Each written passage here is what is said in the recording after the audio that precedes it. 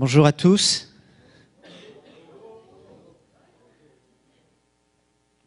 Vous allez bien? C'est bon d'être dans la présence de Dieu.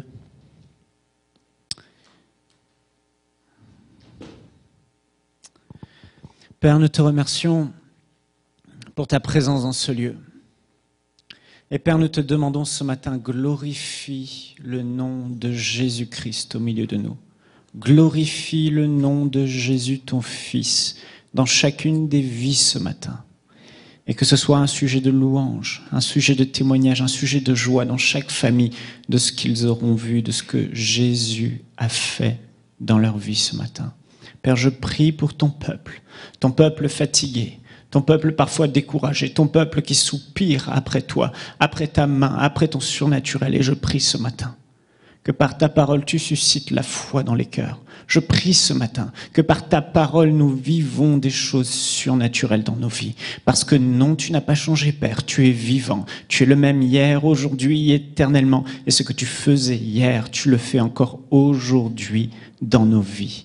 Dans le nom puissant de Jésus. Amen. Que quelqu'un dise Amen. Amen.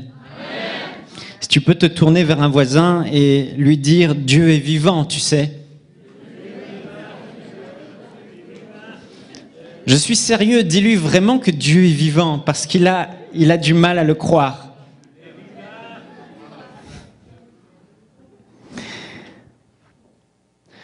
C'est pour moi une joie d'apporter la parole de Dieu dans la maison de Dieu. Je voulais apporter un message sur l'intimité, mais vendredi, en rentrant du travail, le Saint-Esprit m'a convaincu que ce n'était pas le bon message, et comme souvent d'ailleurs. Et il m'a dit, encourage mon peuple. Encourage mon peuple. Mon peuple a besoin d'être encouragé. Vous savez, la Bible dit dans Psaume, au travers du roi David, le Seigneur est pour moi un bouclier et il relève ma tête. Que le Seigneur aujourd'hui relève ta tête. Que le Seigneur aujourd'hui, si tu es découragé, relève ta tête et te redonne l'espoir. Que le Seigneur aujourd'hui, si tu es attaqué, accusé, maltraité, par le diable, par les circonstances de la vie, que le Seigneur soit pour toi un bouclier, comme le roi David le disait, et qu'il relève ta tête aujourd'hui. Est-ce que tu peux te tourner encore vers ton voisin et lui dire « Le Seigneur relève ta tête aujourd'hui ».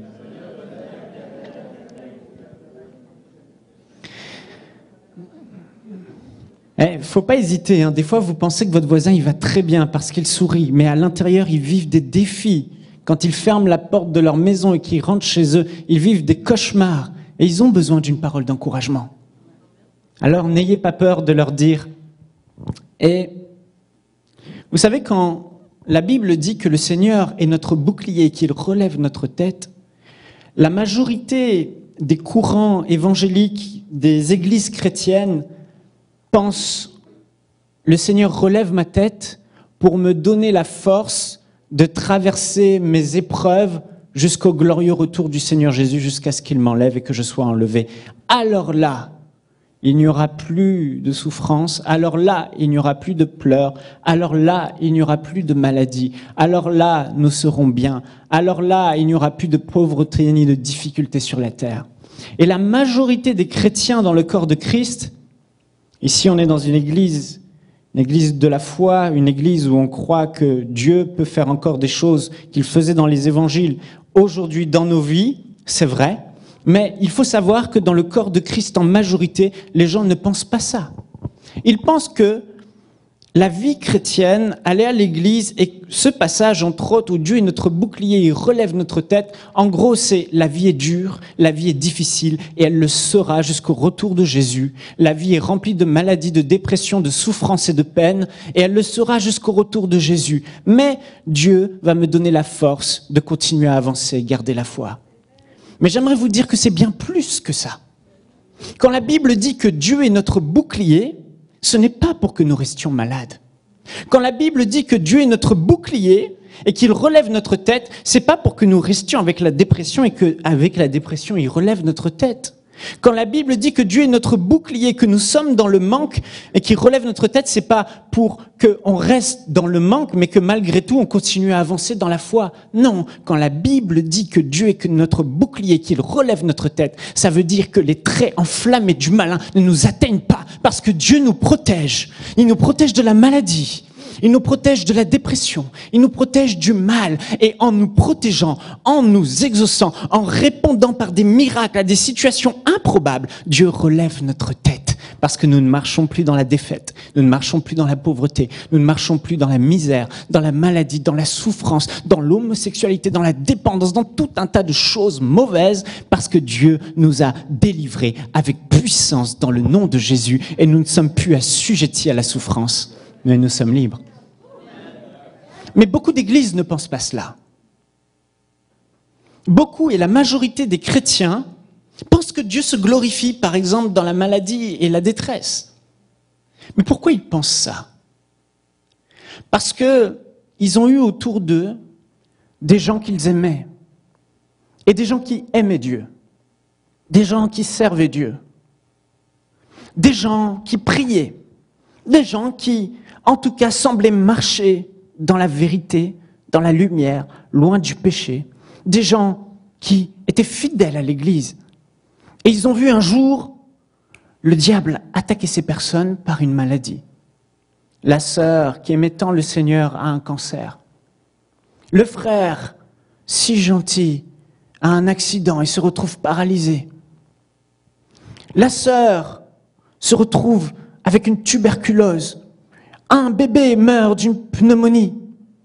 Et tellement de choses qu'on a vues dans la vie de nos bien-aimés que ces gens ont dit « Non, Dieu ne peut pas permettre cela. » Non, forcément que Dieu a voulu se glorifier dans cette situation.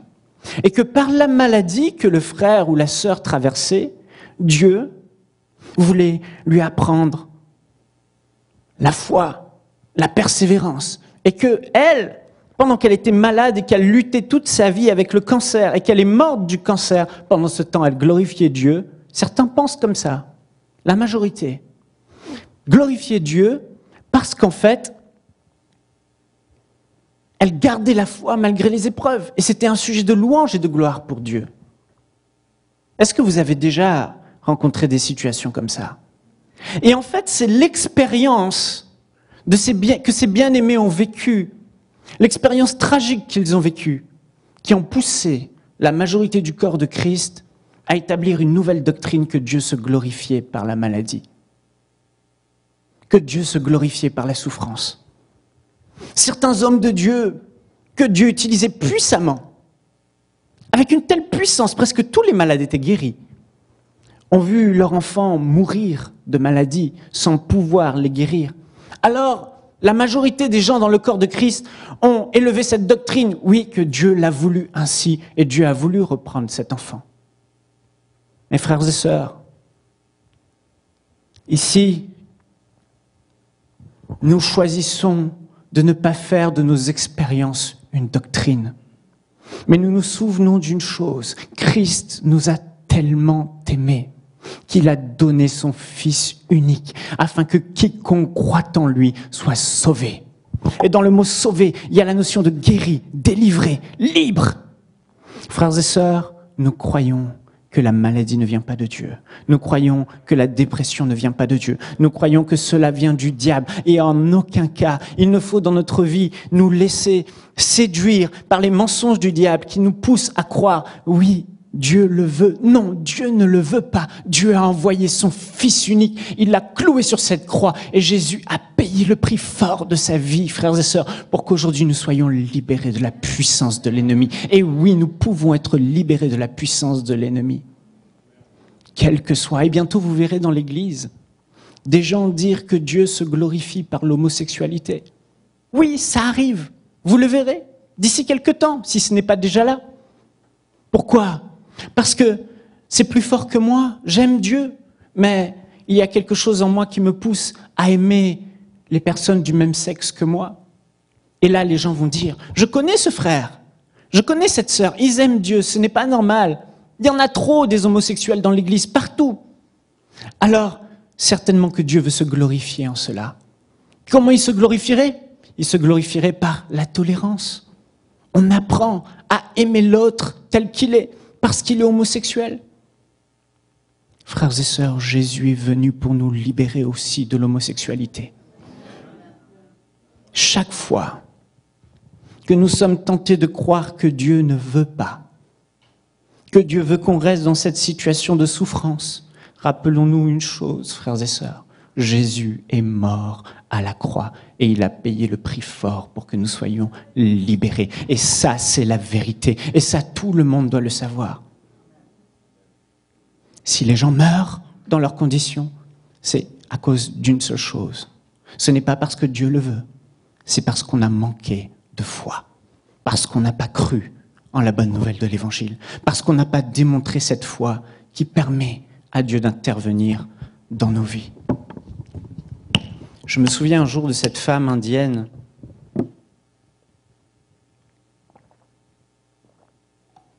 Sa fille m'avait appelé à travers un message sur Internet. Elle était dans un milieu justement très traditionnel. Et sa mère avait toutes sortes de problèmes d'ordre spirituel. Et sa mère souffrait, sa mère était remplie de haine, remplie de maladies. Et c'était la guerre à la maison, elle avait des dédoublements de personnalité. Et elle m'a appelé, elle m'a dit, on habite à Lille, est-ce qu'on pourrait venir sur Paris pour que tu puisses prier pour ma mère, que Jésus la délivre. Et vous savez, elle est passée par beaucoup de personnes, cette femme, et elle n'a pas pu obtenir sa délivrance. Et puis j'ai demandé, j'étais jeune dans la foi, mais tout zélé pour Dieu, j'ai demandé à quelques amis pasteurs de se réunir avec moi, et on a accueilli cette femme indienne et on a prié pour elle. On a cru que Dieu était le Dieu de miracles, et on a prié pour elle, on a eu foi, alors qu'on aurait pu arrêter le combat. Parce que beaucoup avaient échoué, même des grands hommes de Dieu avaient prié pour cette femme. Rien. Et on a prié, et cette femme, à un moment donné, a poussé un grand cri, et des mauvais esprits l'ont quittée instantanément. Et cette femme s'est mise à pleurer, elle a dit « Où je suis ? Où je suis ?» Et là, elle a reçu le baptême du Saint-Esprit, elle a été totalement libérée par la puissance du nom de Jésus, en un instant. Et aujourd'hui, elle est libérée. Et elle n'était plus la même. Cette femme, après, n'avait plus de haine. Cette femme, après, ne souffrait plus. Cette femme, après, était douce. Pourquoi ? Parce que Satan l'avait liée. Je me souviens d'une jeune fille qui voulait se suicider. Cette jeune fille, on priait pour elle, plein de gens, elle avait toujours des envies et des envies de suicide. Et un jour, on a prié pour elle, et là, elle a été délivrée d'un mauvais esprit. Et cette fille n'a plus eu envie de se suicider après. Elle était totalement libérée. Je me souviens de cet homme de Dieu, c'était une femme, elle était dans une église, et il y avait un chrétien qui avait toujours des problèmes, il n'était pas fidèle à l'église. Un jour, il venait à l'église, un jour, il venait pas. Il avait de sérieux problèmes relationnels avec les gens. Le pasteur l'avait conseillé, reconseillé et conseillé encore. Et ça ne changeait pas au fil des années. Et puis un jour, cette femme s'est retrouvée en face de cet homme. Et elle lui a dit, au nom de Jésus, sois libéré. Et cet homme a eu un mauvais esprit qui s'est manifesté. Il est sorti et cet homme a été totalement libéré. Et il n'était plus le même. Il s'est marié, il était stable dans l'église, etc. Je me souviens de cet homme, Curry Black, qui avait perdu sa première fille. Et là, il n'a pas voulu croire que c'était Dieu. Elle était encore bébé, elle a eu une tumeur, née avec une tumeur. Il n'a pas voulu croire que c'est Dieu qui se glorifiait dans cette maladie. Et cette fille est morte. Et puis après, il a eu une deuxième fille. Et un jour, cette deuxième fille était en train de jouer à l'étage et elle est tombée de l'étage de l'appartement sur le sol. Et c'était, je crois, le deuxième étage. Et elle est morte sur le coup. La mâchoire disloquée, les dents cassées, bref, je vous passe les détails, totalement morte. Il a pris le corps de sa jeune fille inanimée, il l'a mis contre le mur, comme ça, là, contre le mur, la tête pendée comme ça. Et il a commencé à prier, au nom de Jésus, reviens à la vie. Pendant 10 minutes, sa femme était là, dit arrête, amenons-la à l'hôpital. Et là, il a insisté.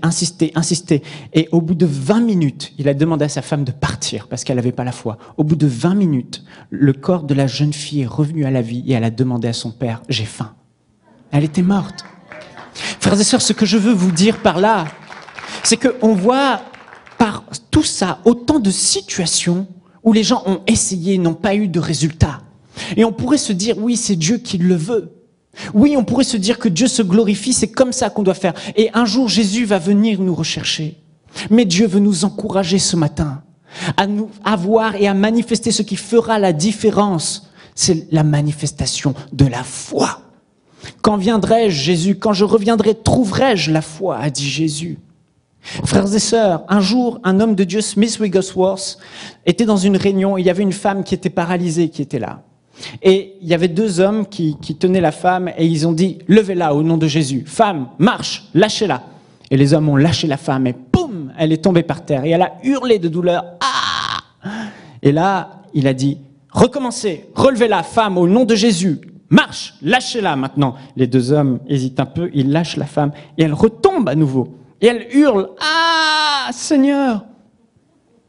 Et puis là, il y a un homme dans l'auditoire rempli de milliers de personnes. Il dit « Homme sans cœur, ne vois-tu pas que tu fais souffrir cette pauvre dame ?»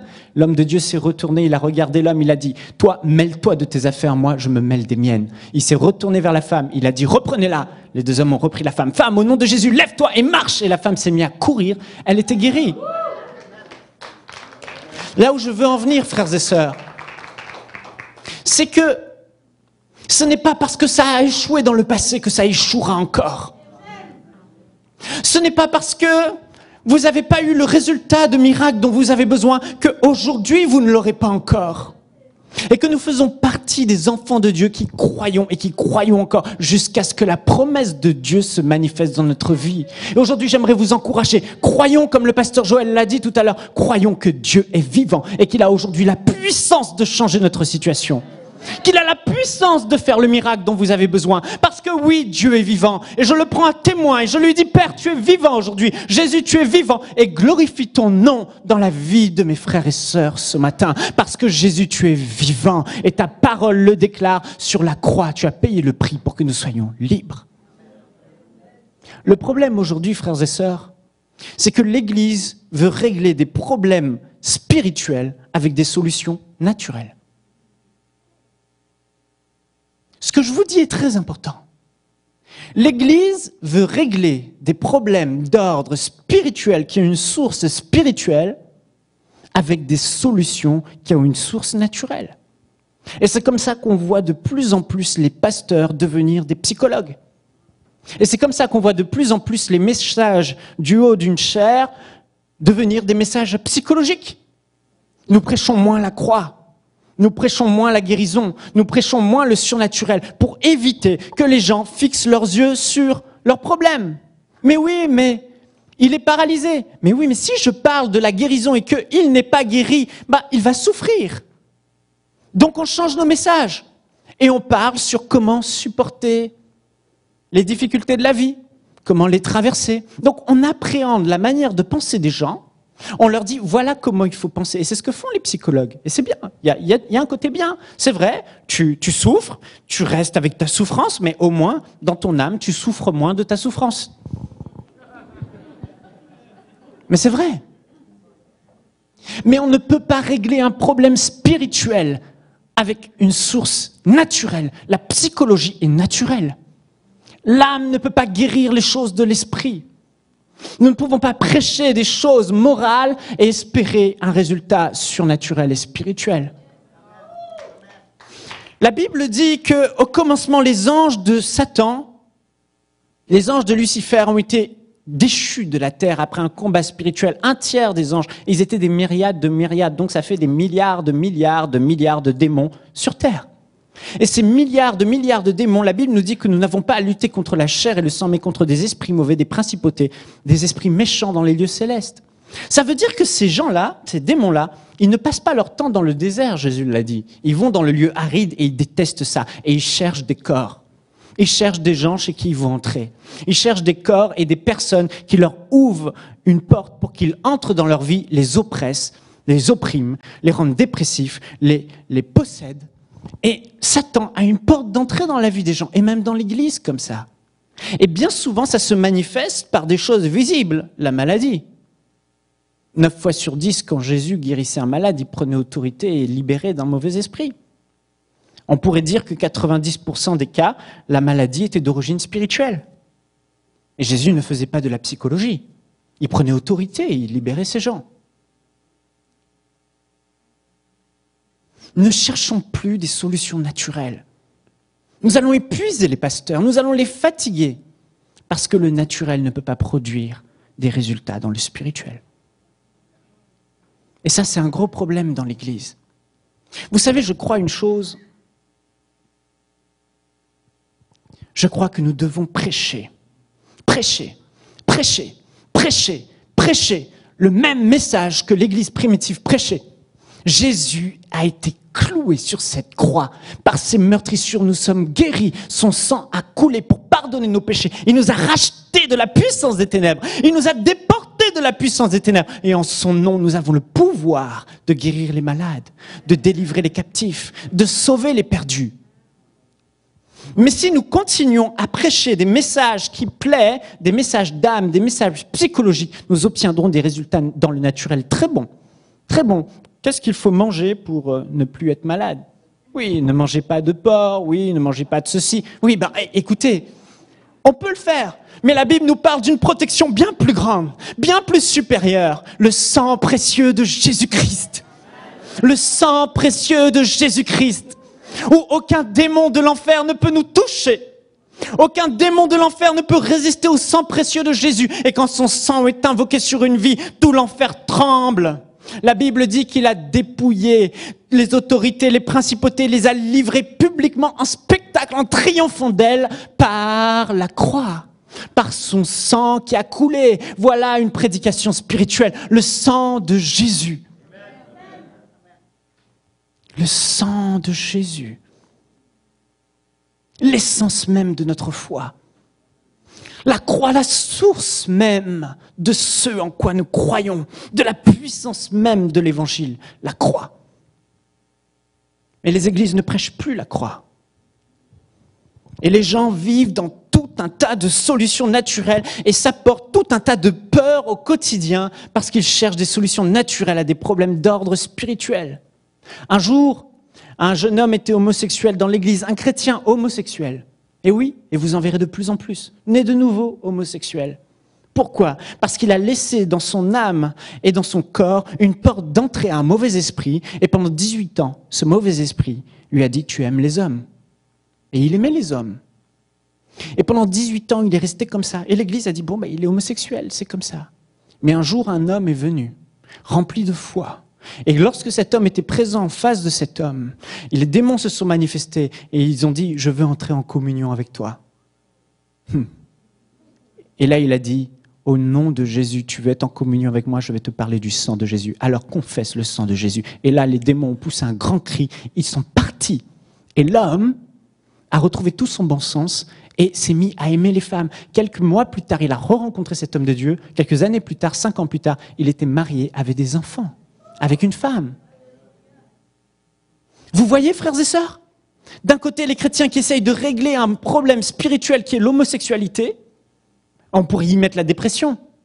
Tout un tas de choses pour ne plus être dépressif. Pensez aux bonnes choses, pensez à la perspective éternelle, pensez qu'un jour... Mais est-ce qu'on veut ou pas être libre de la dépression aujourd'hui? Est-ce qu'on veut ou pas être libre de l'homosexualité aujourd'hui? Est-ce qu'on veut ou pas être libre de la pornographie aujourd'hui? Est-ce qu'on veut ou pas être libre de maladies qui s'attachent à nos corps aujourd'hui ou pas? Alors croyons en des choses spirituelles et cessons de croire en des choses très naturelles.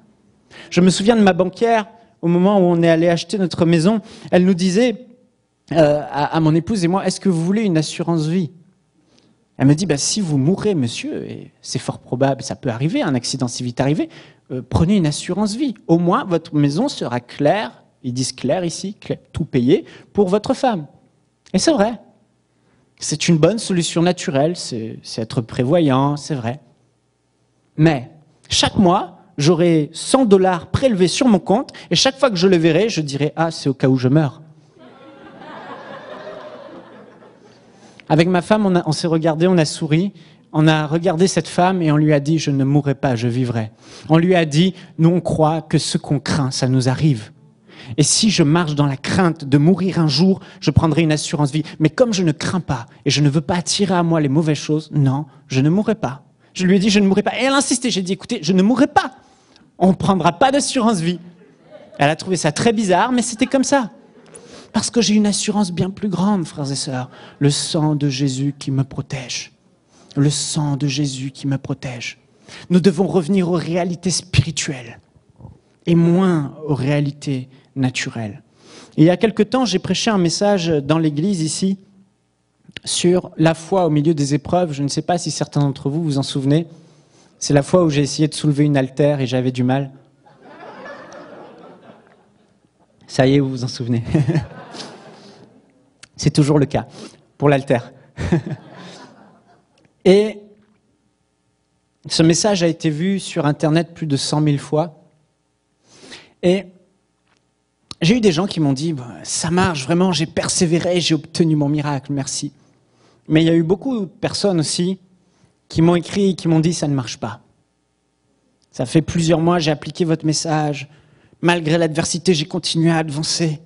Mais le surnaturel ne s'est pas produit et ma promesse ne s'est pas accomplie. » Et aujourd'hui, j'aimerais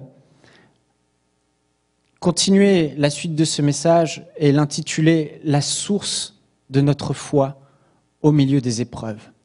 Parce que je me suis dit que ces personnes qui n'ont pas obtenu, après tout ce temps, depuis que le message est en ligne, le résultat, c'est que certainement la source de leur foi n'est pas authentique. Certainement que la foi n'est pas authentique pour produire le surnaturel.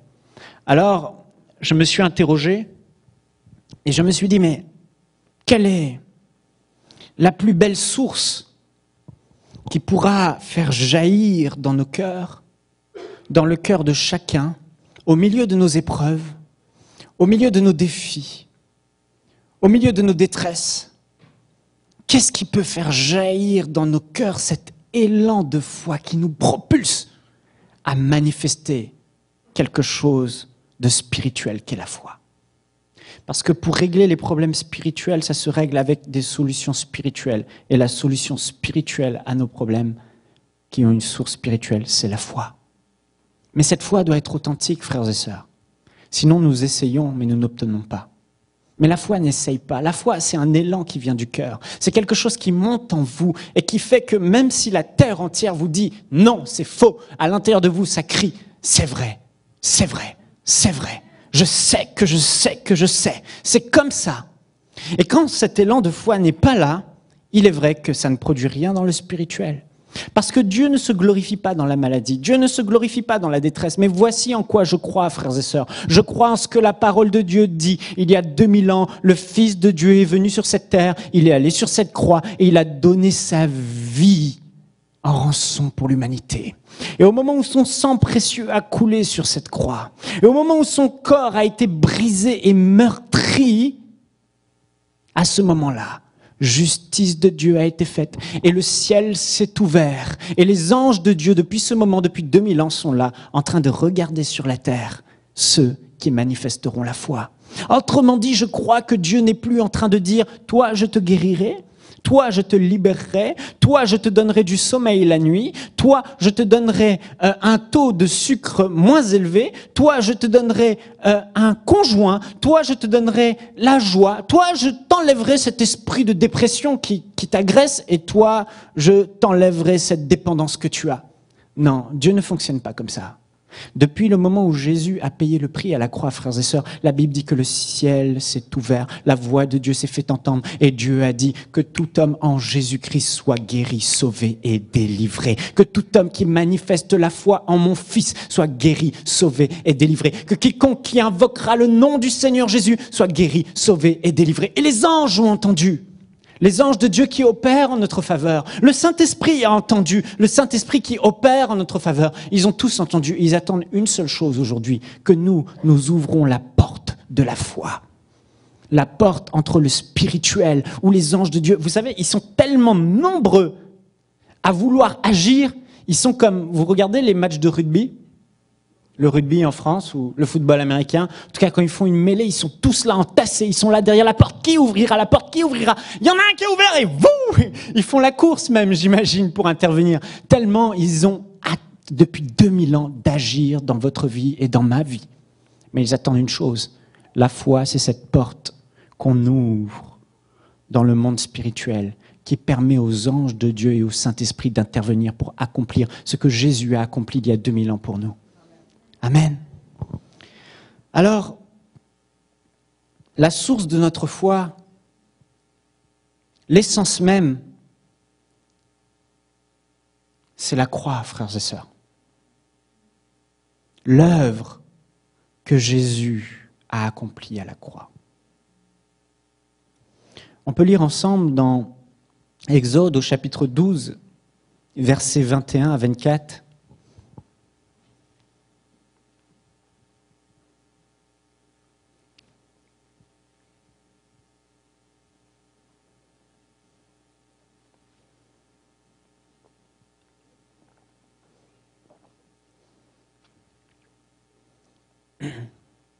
Moïse appela tous les anciens d'Israël et leur dit, souvenez-vous à cette époque, juste pour vous mettre dans le contexte, le peuple juif était très nombreux. On dit qu'il représenterait entre 3 et 4 millions de personnes et il devenait une menace pour l'Égypte et le pharaon qui était en Égypte, il logeait en Égypte, tout ce peuple nombreux, le pharaon a rendu leurs tâches lourdes et a mis sur eux un lourd fardeau d'esclavage.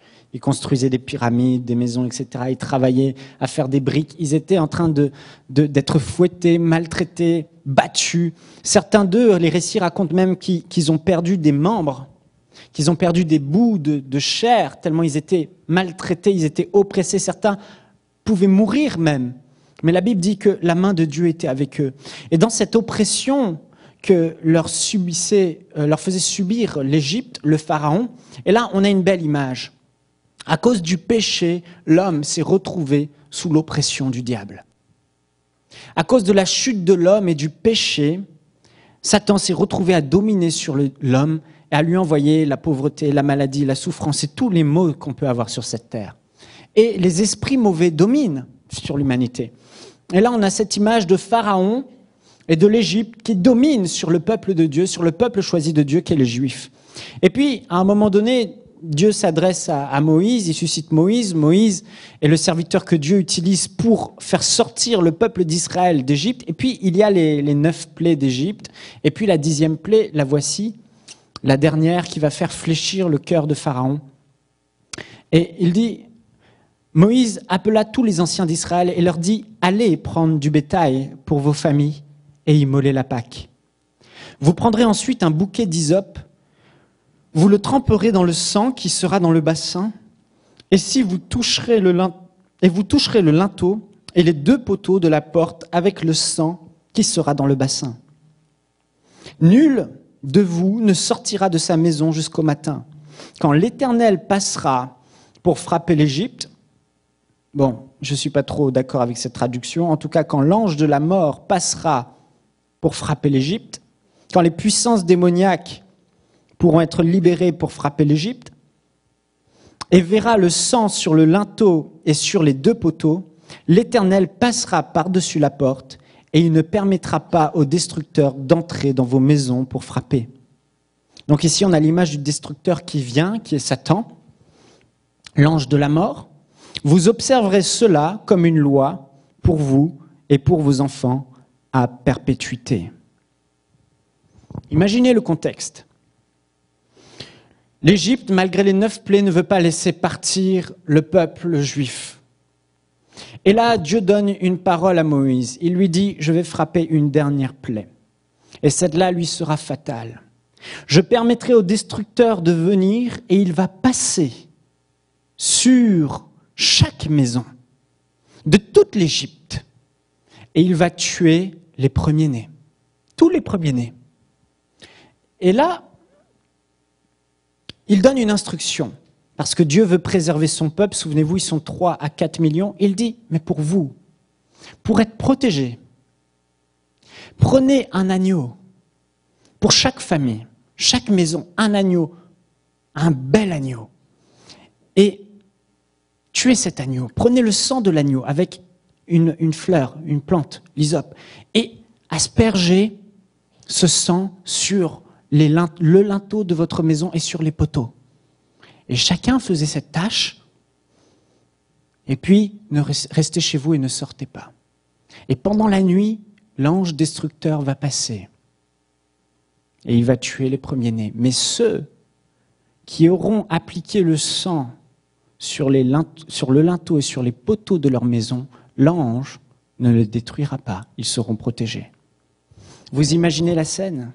Et à ce moment-là, je peux imaginer que certains, on peut à ce moment-là se dire, mais qu'est-ce qui m'assure que mon enfant ne va pas mourir? Qu'est-ce qui m'assure que le premier-né de ma maison va rester en vie? Et là, certains pourraient avoir tendance à se dire, est-ce que j'ai prié? Et certains ont peut-être prié, oh Seigneur, ne nous détruis pas, ne permets pas à ce que l'ange passe. Ils ont peut-être mis des efforts sur eux-mêmes, sur leur piété, sur leur consécration, sur leurs œuvres. Oui Seigneur, souviens-toi de ce que j'ai fait. J'ai été bon, je n'ai pas fait de mal. Souviens-toi de moi, ne tue pas mon premier enfant, ne permets pas ce qu'il soit tué. Et on peut imaginer qu'il y a eu plusieurs personnes qui ont réagi comme ça. Mais à ce moment-là, ce qui comptait dans le monde spirituel, ce n'était pas qu'on était une bonne ou une mauvaise personne. Ce n'était pas qu'on ait fait des bonnes ou des mauvaises œuvres. Ce n'était pas qu'on soit une personne qui ait beaucoup prié ou pas. Ce qui comptait, une seule chose comptait pour que le destructeur ne nous détruise pas, ce n'était pas ce qu'on pouvait produire par nous-mêmes. Ce n'était pas ce qui pouvait sortir de nous-mêmes. Ça venait de l'extérieur. La solution venait de Dieu. La solution venait de l'agneau qu'on avait sacrifié, qu'on avait immolé, qu'on avait égorgé. Et on avait pris son sang précieux de cet agneau et on l'avait mis sur les portes de la maison. Seuls ceux qui avaient agi par la foi et qui avaient appliqué le sang de cet agneau étaient préservés en vie et n'étaient pas atteints par la plaie. Frères et sœurs, il y a là une image spirituelle. La Bible dit que les choses de l'ancienne alliance sont l'ombre de la nouvelle alliance. Il y a là une illustration de ce que Jésus a parfaitement accompli pour nous à la croix. Frères et sœurs, nous sommes nombreux à vouloir compter sur nous-mêmes pour obtenir notre délivrance. Combien de fois, lorsque nous prions, nous comptons sur nos propres efforts? Combien de fois, lorsque nous nous tenons face à une situation, nous nous dites, est-ce que je dis les bons mots? Est-ce que je confesse bien le nom de Jésus? Est-ce que j'ai suffisamment prié et jeûné pour avoir autorité face à cette situation? Combien de fois notre foi, qu'on pense être la foi, s'applique à ce qu'on peut produire nous-mêmes? Face à une situation, on cherche la solution en nous. Mais la solution de la foi n'est pas en nous. La solution, là, était le sang de l'agneau. Frères et sœurs, je peux vous dire une chose, Satan n'en a rien à faire de nous. Qu'on ait des biceps ou pas, qu'on sache lever des haltères ou pas, qu'on soit beau ou pas, qu'on soit intelligent ou pas, dans le monde spirituel, tout ça ne compte pas. Qu'on prie ou pas, tout ça ne coûte pas. Ce qui compte, c'est le sang précieux de Jésus. C'est l'arme spirituelle qui a détruit les œuvres des ténèbres. Regardez ce que la Bible dit dans 1 Pierre, au chapitre 1, versets 11 à 19. Sachant que ce n'est pas par des choses périssables, par de l'argent ou de l'or, que vous avez été rachetés de la vaine manière de vivre que vous avez hérité de vos pères, mais par le sang précieux de Christ, comme d'un agneau sans tache et sans défaut. Mais c'est par le sang précieux de Christ. Frères et sœurs, la Bible emploie très rarement le mot précieux, mais il y a quelque chose de précieux dans le monde spirituel. Plus précieux que toutes les prières qu'on peut faire, plus précieux que tout, c'est le sang précieux de Jésus qui ôte le péché du monde. Et quand l'ange passait et qu'il voyait ce sang, il ne frappait pas. Mais il est passé dans la maison des Égyptiens qui n'avaient pas eu foi dans le sang, dans l'œuvre accomplie, dans la parole de Dieu. Ils n'ont pas mis leur confiance dans le sang. Et si un Égyptien l'avait fait, si un Égyptien avait cru, avait pris l'agneau, avait pris ce sang et l'avait placé sur sa maison, ses enfants ne seront pas morts. Mais aucun Égyptien ne l'a fait. Et ils ont tous été frappés par Satan. Et peut-être aujourd'hui dans votre vie, Satan vous frappe. Peut-être aujourd'hui dans votre vie, vous traversez des situations difficiles et vous avez essayé par des solutions très naturelles, même la prière peut être naturelle. Mais Dieu nous appelle à nous souvenir de la Pâque. Dieu nous appelle à nous souvenir qu'une seule chose a préservé les Juifs à ce moment-là. Ce n'était pas eux, c'était le parfait sacrifice de cet agneau qu'ils prenaient et qu'ils mettaient. Et c'était une image pour nous annoncer les choses à venir. Jésus, l'agneau de Dieu, qu'il a envoyé pour ôter le péché du monde. Vous savez, dans le monde spirituel, ce qui donne de la puissance à Satan, c'est le péché. Juste le péché. Le péché lui donne la possibilité d'agir dans nos vies. Mais si on note ce péché, il n'a plus aucun pouvoir. Et la Bible dit dans Hébreux au chapitre 9, je crois, que toutes les choses, quasiment toutes les choses sont purifiées par le sang. Et sans effusion de sang, il n'y a point de pardon des péchés. Si Satan a encore accès à nos vies aujourd'hui, c'est à cause du péché. Mais la Bible dit que le sang précieux de Jésus a coulé sur cette croix. Comme le sang d'un agneau précieux, pur et sans tache, pour nous racheter de cette vaine manière de vivre. Dans Colossiens, il est dit que son sang, par l'œuvre de la croix, a dépouillé toutes les autorités, toutes les principautés, toutes les dénominations. Il les a livrées en spectacle, en triomphant d'elles par la croix. Son sang a purifié. Son sang a lavé et aucun démon de l'enfer ne peut résister au sang de Jésus. Maintenant, que dit la Bible ? Apocalypse chapitre 12, verset 11, ils l'ont vaincu à cause du sang de l'agneau et à cause de la parole de leur témoignage.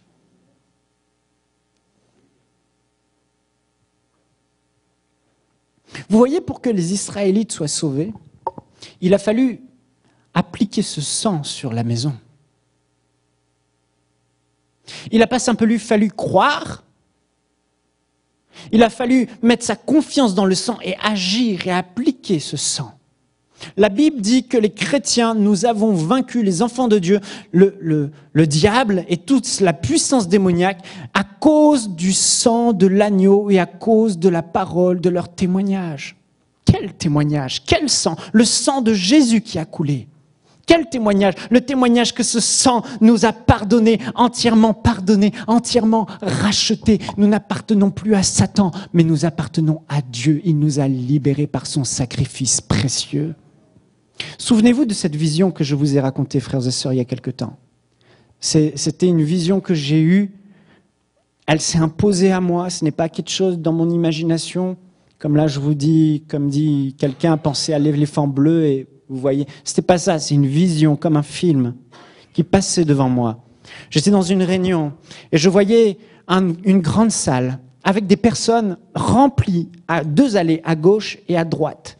Tout était noir, tout était sombre, tout était ténèbres, tout était maladie. Et j'entendais des voix. « Oh Dieu, guéris-moi du cancer !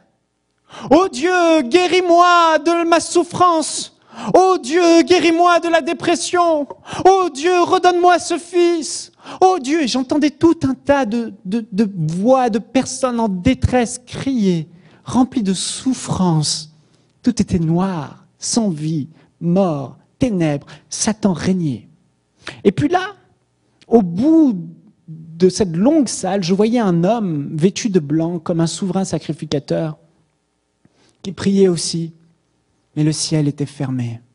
Et puis à un moment donné, tout d'un coup, du ciel est descendu un landau dans lequel se trouvait un bébé pur, un bébé sans tache, un beau bébé, un nouveau-né.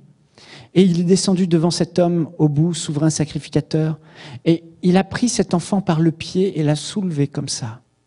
Et à ce moment-là, dans ma vision, j'ai vu une lance traverser le flanc du bébé. Et le sang volait. Dans cette vision, tout était noir. Il n'y avait qu'une seule chose en couleur, c'était le sang de cet enfant. Cet enfant volait, le sang volait partout. Quand j'ai eu cette vision, je me suis mise à pleurer tellement c'était violent la scène. Tellement elle était difficile à voir avec des yeux. Et je me suis réveillé, sorti de la vision et je pleurais. Mon voisin m'a dit « Pourquoi tu pleures ? Pourquoi tu pleures ?» Je lui ai raconté ma vision. Et à ce moment-là, il est né de nouveau, il a accepté Jésus, parce qu'il a eu à ce moment-là la révélation que ce bébé, quand je lui ai raconté, c'était le Fils unique de Dieu, que Dieu envoyait sur la terre pour le sauver. J'ai refermé les yeux, et en fermant les yeux, la vision a repris exactement au même endroit. Et là, ce que j'ai vu, frères et sœurs, c'est très étonnant. J'ai vu ces hommes et ces femmes venir autour de ce bébé, prendre ce bébé, et le soulever vers le haut, comme ça. Et ils disaient, maintenant, ô Dieu, exauce-nous à cause de lui, à cause de son sang. Et je voyais le sang du bébé couler partout. Et tout à coup, la lumière est venue. Et tout à coup, ces gens se sont mis à crier. Et tout est devenu coloré, lumineux. Et les gens et les malades étaient guéris, etc., etc. Et j'ai compris une chose essentielle. Et je vous la communique. Ce n'est pas vous, ce n'est pas moi, c'est Jésus. Ce n'est pas vous, ce n'est pas moi, c'est le sang de l'agneau. Ce que Satan veut voir, ce n'est pas vous, ce n'est pas moi, c'est le sang de Jésus. Ce que Dieu veut voir, ce n'est pas vous, ce n'est pas moi, c'est le sang précieux de Jésus. Notre foi ne peut reposer que sur le sang précieux de Jésus. Notre foi ne peut reposer que sur l'œuvre que Jésus a accomplie à cette croix. Les Israélites ont mis leur confiance dans le sang de l'agneau qui était sur cette porte, et cela les a sauvés. Et on voit dans le psaume 105 au verset 37, « Il fit sortir son peuple avec de l'argent et de l'or, et nul ne chancela parmi ses tribus. » Non seulement le sang de l'agneau les a protégés, mais en plus de cela, le sang de l'agneau les a délivrés de tout fléau. Vous savez, il y avait des gens qui étaient maltraités, et la Bible dit que nul ne chancela parmi toutes ces tribus.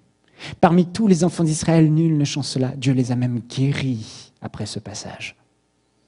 Et ils étaient pauvres, ils n'avaient rien. Et il y a eu un transfert des richesses des Égyptiens. Les Égyptiens, voyant cela, ont donné tout leur or aux Israélites quand ils partaient. Partez, partez, sortez de l'Égypte, tenez. Tout leur or a été transmis.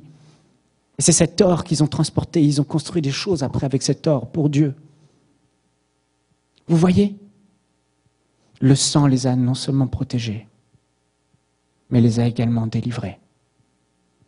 Par la suite, Dieu va encore donner des ordonnances. Il va dire maintenant, pour que le peuple continue à marcher dans la bénédiction et que je continue à les protéger des attaques de l'ennemi, il faut instaurer un rituel de sacrifice. Parce que Jésus n'était pas encore venu. Alors il y avait un homme, un souverain sacrificateur qui pouvait aller dans le tabernacle une fois par année, offrir un sacrifice avec un agneau parfait, pur, sans tache, un agneau dans le naturel, un vrai agneau, une brebis, pour le pardon des péchés du peuple. Et ce sacrificateur, après avoir immolé l'agneau, prenait son sang et aspergeait 7 fois le sang sur les choses du tabernacle, dans le lieu très saint. 7, c'est le chiffre de la perfection, frères et sœurs. Jésus a fait couler son sang 7 fois dans la Bible. J'ai cherché s'il y avait une 8e fois, j'ai cherché s'il y en avait une 9e. Non, 7 fois. C'était encore une image pour nous montrer une chose, c'est que le sacrifice de Jésus est parfait. Parfait. Parfait pour vous libérer. Parfait aujourd'hui pour nous faire marcher dans la victoire. Parfait aujourd'hui pour faire jaillir de notre cœur la foi qu'il faut. Parfait. Et nous n'avons rien à y ajouter. Mais aujourd'hui, bien des hommes de Dieu, bien des églises, bien des ministères veulent rajouter des choses à la croix, veulent rajouter des choses au sang de l'agneau. Voici tel principe pour marcher dans la liberté, voici tel principe pour marcher dans la guérison. Non, il n'y en a point d'autre. Jésus a versé son sang pour nous racheter de tous les péchés, de toute la malédiction, de toute la puissance de l'ennemi. Et c'est la puissance de ce précieux sang qui nous libère aujourd'hui, frères et sœurs.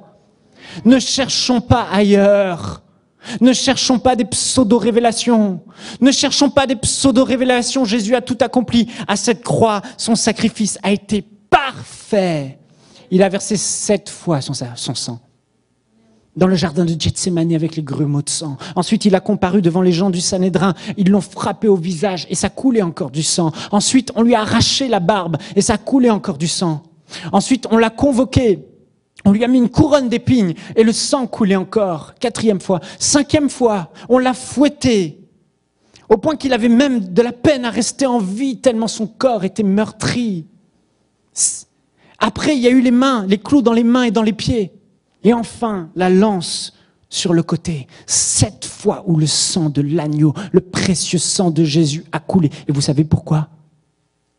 Pour que nous soyons parfaitement sauvés, guéris et délivrés de toute toutes les attaques de l'ennemi, pour que nous soyons parfaitement protégés. Et ce sang est précieux, ce sang est rempli de puissance et aucun démon de l'enfer ne peut venir face à vous aujourd'hui et vous lancer quelque chose. Si vous êtes là et que le sang de Jésus est sur vous, la foi va jaillir dans votre cœur. Si vous pensez au sacrifice de Jésus, cette foi va naître dans votre cœur et vous allez éteindre tous les traits enflammés du malin à cause du sang de l'agneau.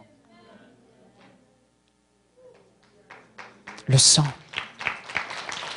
Cette fois, à la croix, Jésus a dit « Tout est accompli ». Et vous savez, chez les Juifs, quand ils font ça une fois par année, encore, ils égorgent l'agneau, ils disent « tout est accompli ». Et au moment où ils l'ont fait, au même instant, l'agneau de Dieu, envoyé par Dieu, le Fils de Dieu, est venu sur cette croix et il a dit « tout est accompli ». Et ce que ça signifie « tout est accompli », ça veut dire « le prix a été entièrement payé pour les racheter de la malédiction ». Le prix a été entièrement payé pour les arracher de la dépression. Le prix a été entièrement payé pour les arracher de tout maux dans leur âme, dans leur pensée. Le prix a été entièrement payé pour leur donner la vie éternelle et l'accès au ciel et la réconciliation avec le Père. Le prix a été payé par le sang de l'agneau. Ils l'ont vaincu grâce au sang de l'agneau. Il y a la parole de leur témoignage, c'est-à-dire la manifestation de la foi. C'est comme ça que nous vaincrons. Vous savez, l'œuvre de la croix est négligée. Or, la Bible dit dans 1 Corinthiens chapitre 5, verset 7, « Car Christ, notre Pâque, a été immolé. » Vous savez, après avoir fait ça, après avoir libéré son peuple, ce qui est étonnant de voir dans Exode au chapitre 13, je vais le lire pour vous rapidement, Dieu va donner une instruction au peuple d'Israël et il va leur dire « Maintenant, je veux que la Pâque, en souvenir de la Pâque, en souvenir de la délivrance, le peuple d'Israël mange du pain sans levain. » Et il a donné toute une fête instaurée. Et je vous lis au verset 6, « Pendant 7 jours, tu ne mangeras pas des pains sans levain, et le 7e jour, il y aura une fête en l'honneur de l'Éternel. On mangera des pains sans levain pendant ces 7 jours, et on ne verra point chez toi du pain levé, et l'on ne verra point chez toi de levain dans toute l'étendue de ton pays. Tu diras alors à ton fils, écoutez bien ça, c'est en mémoire de ce que l'Éternel a fait pour moi lorsque je suis sorti de l'Égypte. Dieu a voulu, dans le temps, qu'il se souvienne de cette grande délivrance et de cette Pâque et de ce jour de délivrance. Et Jésus, lorsqu'il est venu et qu'il est mort à la croix, Dieu a voulu aussi qu'on se souvienne de ce qu'il a fait à la croix en instituant dans l'Église la Sainte Seine. Et l'Église primitive accordait une grande importance à la Sainte Seine. Pourquoi Jésus a dit, il a dit, faites ceci en mémoire de moi. Parce que Dieu savait que des temps viendraient, on oublierait la croix. Dieu savait où des temps viendraient où on ne fixerait plus nos yeux sur l'œuvre que Jésus a accomplie à la croix. Des temps viendraient où le sang précieux de Jésus qui a coulé ne serait plus la source et l'essence même de notre foi au milieu des épreuves.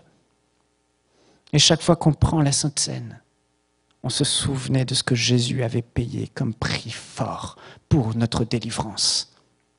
Et cela suscite notre foi, cela excite notre foi, cela donne naissance à une vraie foi authentique en nous. L'apôtre Paul, souvenez-vous, il était en face de ces païens à Corinthe et il dit dans 1 Corinthiens chapitre 2, « J'étais au milieu de vous avec des grands tremblements. Je tremblais parce que je savais qu'ici, il fallait que je démontre la puissance de Dieu. » Et qu'est-ce qu'il dit? « Ma prédication ne reposait pas sur des discours persuasifs de la sagesse humaine, mais sur une démonstration d'esprit et de puissance. » Et qu'est-ce qu'il dit? Qu'est-ce qu'il dit? Comprenez-le, l'apôtre Paul a peur dans le naturel. Il tremble dans le naturel, parce que là, il est en face de beaucoup de païens et il doit démontrer que Jésus est vivant et qu'il guérit les malades, qu'il ressuscite les morts, qu'il délivre les démoniaques. Et à ce moment-là, qu'est-ce que Paul fait? Qu'est-ce qu'il fait? Il dit, je n'ai voulu savoir au milieu de vous. D'autres traductions disent, je n'ai eu d'autres pensées que Jésus-Christ et Jésus-Christ crucifié. Parce qu'au sein de l'épreuve, je ne sais pas comment vous réagissez. Mais quand des tempêtes s'abattent sur votre vie, quand la maladie touche votre corps, quand la dépression touche votre âme, quand toutes sortes de dépensements s'attachent à vous, sur quoi fixez-vous vos pensées? La Bible nous encourage à fixer nos pensées sur la chose la plus essentielle, l'œuvre parfaite de Jésus-Christ à la croix. Parce que quand on fixe ses yeux sur Jésus, le Fils de Dieu, que Dieu a tant aimé qu'il nous a donné sur cette croix et qu'il a payé le prix pour nous libérer. Oh, comment pourrions-nous encore accepter un instant de plus que Satan nous oppresse? Comment, à l'intérieur de nous-mêmes, pourrions-nous encore accepter, encore une seconde de plus, que le royaume de ténèbres touche à notre vie? Quand on pense au sacrifice de Jésus, quand on pense à son sang précieux qui a coulé, quand on pense qu'il a dit tout est accompli, qu'il nous a rachetés, on était la propriété du diable, on était la propriété de l'Égypte, mais il nous a rachetés, il nous a rachetés. Et la Bible dit dans Corinthiens que nous ne sommes plus du monde, nous appartenons à Dieu, nous sommes sa propriété à cause d'un événement, à cause d'un moment, à cause d'un instant, la croix. La croix où le sang précieux de Jésus a purifié toute l'humanité, où le sang précieux de Jésus a pardonné nos péchés. C'est à la croix. Et frères et sœurs, peu importe votre situation, je vous encourage maintenant à fixer vos yeux sur l'œuvre de Jésus, parce qu'elle est la source même de notre foi. Parce qu'au sein de cette épreuve, quand la maladie vient, vous êtes là et vous pensez à Jésus qui a souffert sur cette croix. Et la Bible dit dans 1 Pierre, par les meurtrissures de Jésus, nous avons été guéris. Cela fait naître en vous la foi. Cela fait naître en vous la foi. Cela fait naître en vous l'audace. Comment, Satan, tu peux encore m'attaquer dans mon corps? Jésus a versé son sang, tu n'as aucun pouvoir. Et par la puissance de son sang, et par la confession de la parole de mon témoignage, je t'ordonne, sors de ma vie. Et là, la guérison se manifeste. Parce que la foi tire sa source de la croix. Alors vous allez me dire, oui, je comprends, mais le problème c'est que la croix s'est passée. Le sang de Jésus a coulé il y a 2000 ans. Il a coulé une bonne fois pour toutes. Non. Non. Le sang de Jésus n'a pas coulé il y a 2000 ans et il a arrêté de couler. La Bible dit, dans les épîtres de Jean, si nous marchons dans la lumière, le sang de Jésus, son Fils, nous purifie. Si nous sommes en train de marcher dans la lumière, le sang de Jésus, son Fils, nous purifie continuellement. Le sang de Jésus et le sacrifice de Jésus ne sont pas morts. Il est encore en vie aujourd'hui pour qu'on tourne nos yeux sur ce sang, qu'on tourne nos yeux sur ce sacrifice. La Bible dit que le sang d'Abel crie vengeance et restauration. Vengeance, vengeance, vengeance, mais que le sang de Jésus crie pardon, grâce, miséricorde. Le sang est vivant et le sang parle. Le sang est vivant et le sang parle encore. Dans Apocalypse, au verset 5, au chapitre 5 et au verset 6, il est écrit « Et je vis au milieu du trône des 4 êtres vivants et au milieu des 4 vieillards un agneau qui était là comme immolé. Il avait 7 cornes et 7 yeux, etc. La Bible dit que Jésus au ciel, aujourd'hui, est encore représenté dans le monde spirituel comme un agneau, comme immolé. Le doute plane. Dans la vision de l'apôtre Jean, l'agneau semble être immolé. Jésus semble être immolé. Ce n'est pas fini. Et s'il le dit, c'est parce qu'il voit encore du sang frais qui coule. Le sang de l'agneau est encore en train de couler au ciel. Le sang de l'agneau est encore en train de plaider pour nous. Et au verset 9, il continue, car tu es digne de prendre le livre et d'en ouvrir les sceaux, car tu as été immolé et tu as racheté pour Dieu par ton sang des hommes de toute tribu et de toute langue. Le sang de Jésus a coulé. Le sang de Jésus coule encore aujourd'hui. La croix est encore puissante aujourd'hui. Jésus est encore vivant aujourd'hui. Au milieu de tes épreuves, au milieu de tes difficultés, le monde des ténèbres voudrait une chose, c'est que tu continues à fixer tes yeux sur toi et que tu ne plaides pas le sang de Jésus. Mais vous savez, Satan est là, et imaginez là, en face de vous, il est en train de vous condamner, il est en train de vous accuser, il est en train de vous attaquer devant Dieu. Il dit, voilà, il a ça comme péché dans sa vie, voilà ce qu'il a dans sa vie, voilà ce qu'il a fait, voilà sa consécration, voilà. Il sait que vous ne priez pas, ou peu. Il sait que vous lisez peu, ou pas, votre Bible. Il sait, et il vous accuse, il vous accuse. Et la Bible dit que tous sont péchés et sont privés de la gloire de Dieu, dans Romains au chapitre 3. Nous n'avons rien à dire face à ces accusations. Mais là, à côté de vous, se tient l'avocat suprême, l'agneau de Dieu comme immolé, avec son sang qui coule, Jésus-Christ. Et face à cette accusation spirituelle du diable, Jésus, alors que vous voulez peut-être vous défendre et parler, il vous dit non. Et l'avocat dit, lorsque le juge demande, alors que plaidez-vous, coupable ou non coupable? Et là, l'avocat, à votre place, il passe sa main sur vous et dit, non, ne parle pas, je vais parler. Il dit, je plaide le sang de Jésus. Satan ne peut plus rien dire. Je vois sur vos vies en ce moment des problèmes sérieux qui viennent des ténèbres.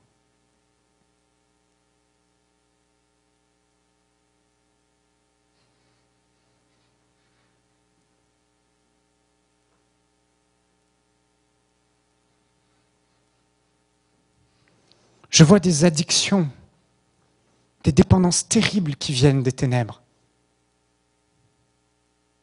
Des choses, vous voulez vous en débarrasser. Vous voulez que ça s'arrête, mais vous n'arrivez pas. Vous avez essayé par vous-même. Vous avez essayé par vos forces. Vous avez essayé par vos moyens. Et là, Dieu vous encourage maintenant, comme l'apôtre Paul. Je ne veux savoir en ce lieu autre chose que Jésus-Christ et Jésus-Christ crucifié. Le lieu de la victoire. Le lieu où tout est accompli. Le lieu où son sang plaide en ma faveur. Le lieu où le sang de Jésus à ce moment même peut venir couler sur ma vie et me purifier. Le lieu très saint où se trouve le sang de Jésus. Et à ce moment-là, vous êtes protégés. À ce moment-là, quand vous pensez à l'œuvre de la croix, frères et sœurs, si la louange peut venir, quand vous pensez à l'œuvre de la croix, ça fait naître en vous la foi.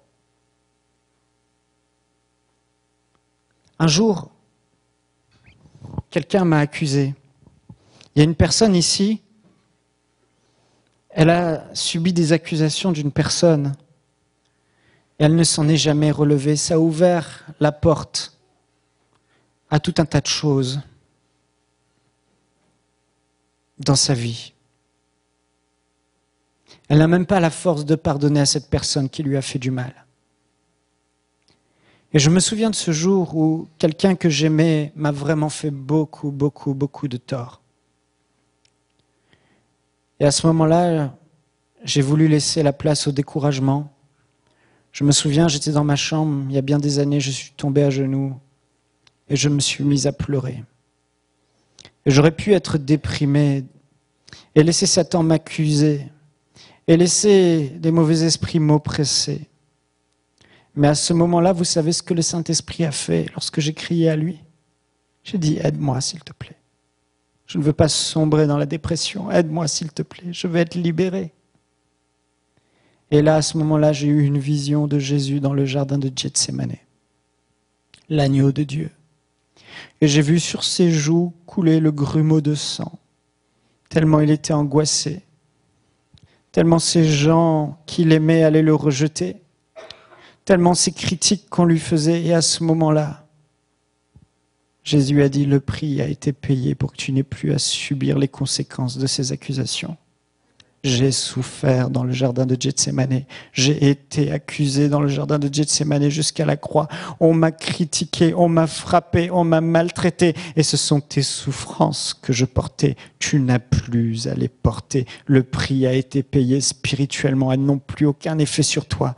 Et à ce moment-là, lorsque j'ai eu cette vision, la foi a jailli dans mon cœur. Et les larmes ont immédiatement cessé. Je me suis relevé et j'ai dit, Jésus a ma souffrance. Est-ce que tu réalises ce que je dis? C'est puissant et spirituel. Jésus a porté ta peine. Arrête de pleurer. Arrête de souffrir à cause de cette histoire. Tourne tes yeux vers la croix. Le sang de Jésus a coulé. Il a souffert. Il a porté tes fardeaux. Il a porté ta souffrance pour que tu n'aies plus à la porter. Et quand tu tournes tes regards vers l'agneau de Dieu immolé à ta place, lui innocent qui a pris ta place, quand tu réalises cela, dans ton cœur naît un espoir, naît une foi authentique. Je n'ai plus besoin de souffrir. Je n'ai plus besoin d'être dépressif. Je n'ai plus besoin d'être malheureux parce que Jésus a été malheureux à ma place. Jésus a été dépressif à ma place. Jésus a porté le poids de mon péché, a porté le poids de mes accusations. Il m'a entièrement pardonné, purifié. Je suis sanctifié. Aucun fléau du malin ne peut m'atteindre. Je suis libre. Je suis libre. Et j'ai relevé ma tête, simplement relevé ma tête. Simplement relevé ma tête. Et c'était fini. La Bible dit dans Apocalypse, ils l'ont vaincu par le sang de l'agneau et par la force de leur témoignage. Frères et sœurs, j'aimerais vous inviter simplement à vous lever là où vous êtes. Et vous qui nous suivez par Internet, je vous encourage aussi, fermez vos yeux.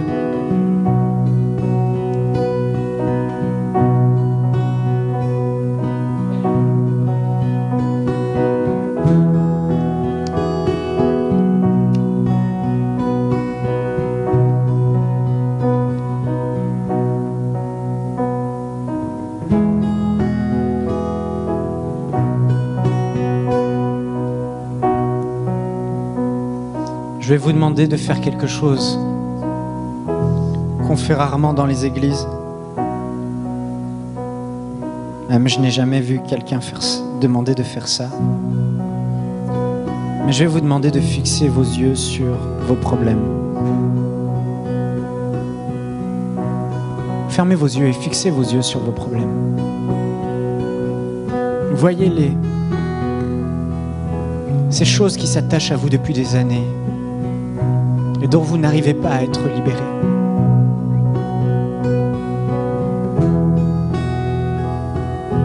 Oui, la pornographie. Oui, la maladie. Oui, cette douleur dans tes membres. Oui, cette haine et ce manque de pardon.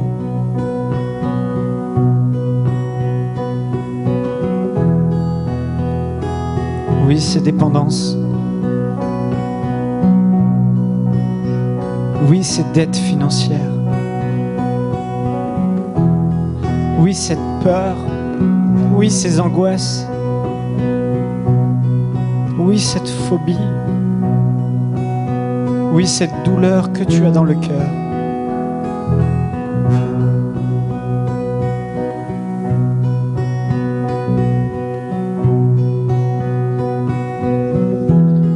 Et maintenant que tu as bien visualisé ces choses, je veux te demander de fixer tes yeux sur une autre peinture que je vais te décrire. Le Fils de Dieu, Jésus-Christ qui vient sur cette terre, qui n'a jamais commis de péché, lui qui est innocent, lui qui n'est pas coupable, lui qui, contrairement à toi, n'a jamais menti, n'a jamais volé, n'a jamais fait aucun mal à personne. Lui qui, contrairement à toi, a un sang et une vie précieuse et pure aux yeux de Dieu. Et est-ce que tu peux entendre cette voix dans le ciel, cette discussion que Jésus a avec le Père, où Jésus dit « Père », pour lui, pour elle, pour Michael, pour Joël, pour Mathilde, pour Yveline, pour Annabelle. Tu n'as voulu ni sacrifice d'animaux, ni offrande d'animaux, mais tu m'as formé un corps, à moi, ton Fils Jésus. Alors j'ai dit, voici, ô Dieu, je viens pour faire ta volonté. Et Jésus est venu dans ce monde, tel un agneau pur et sans tache, avec un corps formé par Dieu pur et sans tache, et un sang 100% pur, pour venir prendre la place du coupable et mourir sur cette croix. Et c'est à la croix que Jésus a payé ce prix pour toi. Maintenant, essaye de voir le problème que tu as et regarde en même temps Jésus sur cette croix crucifiée qui dit « Tout a été payé ». Tu as besoin d'un miracle? Tu as besoin d'une solution surnaturelle? Mets ta foi dans l'œuvre de Jésus maintenant. Il a payé le prix pour que Satan lâche ta vie. Il a payé le prix pour que les démons lâchent ta situation. Tu n'as pas à subir cela une seconde de plus. Tu n'as pas à demeurer dans cette situation une seconde de plus. Mais Jésus dit, tout a été payé. Tout est accompli. Par mes meurtrissures, tu es guéri. Par mon sang, tu es purifié. Par mon sacrifice, tu es pourvu. Par mon sang, tu es libéré. Tu es libéré. Tu es libéré. Tu es libéré. Et Jésus te libère maintenant. La foi naît dans ton cœur et tu dis, Satan, lâche ton emprise sur ma vie. Tu n'as aucun pouvoir légal sur ma vie parce que Jésus a payé le prix. Son sang a coulé et son sang a vaincu toute puissance, toute domination, toute ténèbres, tout mal, tout esprit méchant, tout esprit d'infirmité, toute maladie. Au nom de Jésus, je déclare maintenant que par les meurtrissures de Jésus, je suis guéri. Au nom de Jésus, je déclare maintenant que par son sang qui a coulé, la vie de Dieu coule dans mon corps et redonne vie à tout ce qui est mort. Redonne vie à tout ce qui est mort. Redonne vie à tout ce qui est stérile.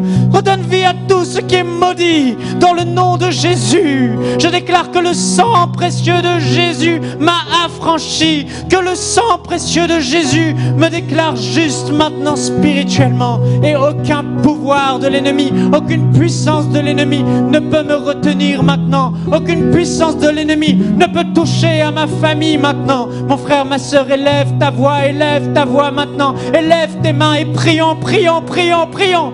Tu as peut-être longtemps mis ta confiance en toi-même, en ta piété, en tes œuvres indirectement. Mais maintenant tu sais que Jésus a payé le prix. le prix lourd pour que tu sois libéré. Mets ta confiance en lui maintenant et crois que son sang a été appliqué sur sa vie. Je plaide maintenant le sang de Jésus sur cette assemblée. Le sang précieux de Jésus est plaidé maintenant sur cette assemblée. Satan, tu n'as plus aucun pouvoir maintenant. Tu n'as plus aucune emprise sur les enfants de Dieu maintenant. Parce que le sang de l'agneau a coulé. Le sang de l'agneau a coulé et purifie maintenant tout le monde. Ce sang nous rend saints devant Dieu. Et aucune maladie, aucune dépression, aucune addiction ne peut maintenant demeurer dans la présence du sang de Jésus. Je prends autorité maintenant dans le nom de Jésus sur tout esprit impur dans les vies maintenant. Et je déclare la liberté au nom de Jésus. Pars! Pars! Sois libéré maintenant au nom de Jésus. Sois libéré. Si tu as mal dans ton corps, pose ta main là où tu as mal. Pose ta main là où tu as mal. Si tu as mal dans ton âme, pose ta main sur ta tête. Et fixe tes yeux sur l'œuvre de la croix maintenant.